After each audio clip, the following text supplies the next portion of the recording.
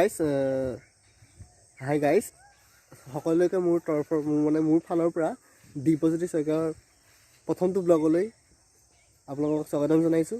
আজি এনেকুৱা এটা টপিক আপোনালোকলৈ লৈ আহিছোঁ, এটা টপিক লৈ আহিছোঁ। সেই টপিকটো হৈছে এখন পেইণ্টিং, যিখন পেইণ্টিং আজি কেইদিনমানৰ পৰা বহুত পপুলাৰ হৈ গৈছে।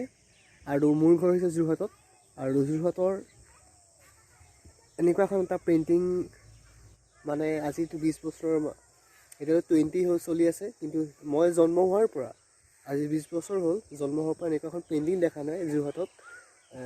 কিন্তু আজি এজন ব্যক্তিয়ে সেই পেইণ্টিংখন আঁকিছে, আৰু সেইখন হৈছে আমাৰ যোৰহাটৰ হাতীগড়ত। সেই পেইণ্টিংখন এটা অভাৰব্ৰিজত এখন পেইণ্টিং আঁকিছে।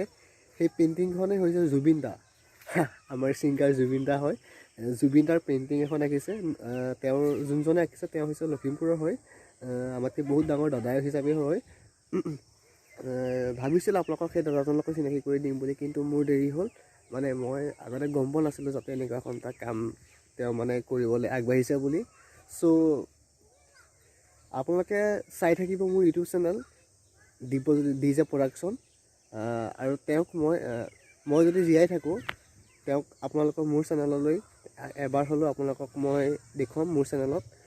ভাবিছিলোঁ আপোনালোকক দেখুৱাম বুলি, কিন্তু সঁচাকৈ ক'বলৈ গ'লে ঘৰৰ ওচৰতেই তেওঁ মানে মোৰ ঘৰৰ ওচৰতেই আছে। মানে মোৰ ঘৰৰ ওচৰতে সেইখন পেইণ্টিং আঁকিছে দাদাজনে। কিন্তু আগতে গম পোৱালে হয়তো দেখুৱাব পাৰিলোহেঁতেন, মানে তেওঁৰ লগত চিনাকি কৰিব পাৰিলোহেঁতেন, তেওঁ কেনেকৈ আঁকিছিলে, কেনেকুৱা অনুভৱ হৈছিলে। কিন্তু সেইখিনি মই কৰিব নোৱাৰিলোঁ। কিন্তু আজি মই সেইখন পেইণ্টিং নেদেখুৱাওঁ, মোৰ যেতিয়া নেক্সট ব্লগত দেখুৱাম। কিন্তু এটা কথাই আপোনালোকক কৈছোঁ, যদি মোৰ ভিডিঅ'টো চাই যদি মোৰ ভিডিঅ'টো যদি ভাল পালে লাইক কৰিব, শ্বেয়াৰ কৰিব, কমেণ্ট কৰিব, ছাবস্ক্ৰাইব কৰি থ'ব, যাতে নেক্সট যেতিয়া যোনখন মই পেইণ্টিংখন যেতিয়া লৈ আহিম, সেই পেইণ্টিংখন কিন্তু আপোনালোকে চাব পাৰিব। কিন্তু ছাবস্ক্ৰাইব কৰিব, যদি ছাবস্ক্ৰাইব কৰিব লাগিব তেতিয়া আপোনালোকে চাব পাৰিব। আৰু ছাবস্ক্ৰাইব কৰি থোৱাৰ পিছতে যেতিয়া মই নেক্সট ব্লগ যেতিয়া নেক্সট ভিডিঅ'টো মই আপলোড কৰিম, তেতিয়ালৈকে আপোনালোকে নেক্সট ভিডিঅ'টো মোক পাবলৈ পাব। আৰু এটা কথা লাষ্টত শেষত এটা কথা কৈছোঁ, চব অসমত আমাৰ সমাজত এনেকুৱা কিছুমান মানুহ আছে যিটো কৰিব নোৱাৰা কাম একোৱেই নাই। এজন মানুহে তেওঁৰ মূৰতো এটা মাথা আছে, আমাৰ মূৰতো এটা মাথা আছে। তেওঁ জুবিন দাক দেখিব পাৰে বা নেদেখিব পাৰে, কিন্তু জুবিন দাক মুখখন কল্পনা কৰি এখন ৱালত এখন পেইণ্টিং অঁকাটো বহুত সহজ কাম নহয়। কিন্তু তাকেই ভাবিছোঁ মই মোৰ তৰফৰ মোৰ এই ব্লগটোৰ পৰাই মই দাদাজনক আন্তৰিক শুভেচ্ছা জ্ঞাপন কৰিছোঁ, যাতে আহি থকা তেওঁৰ দিনবোৰ যাতে সকলোৰে তেওঁৰ ভাল হয়, তেওঁ যিখিনি কাম কৰি আছে সেইখিনি যাতে সুফল হয়।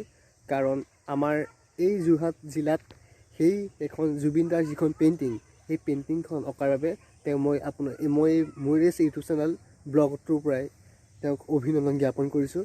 আৰু তোমাক মই বহুত মোৰ ফালৰ পৰা বহুত মৰম যাচিছোঁ, যাতে তুমিও আগবাঢ়ি যোৱা।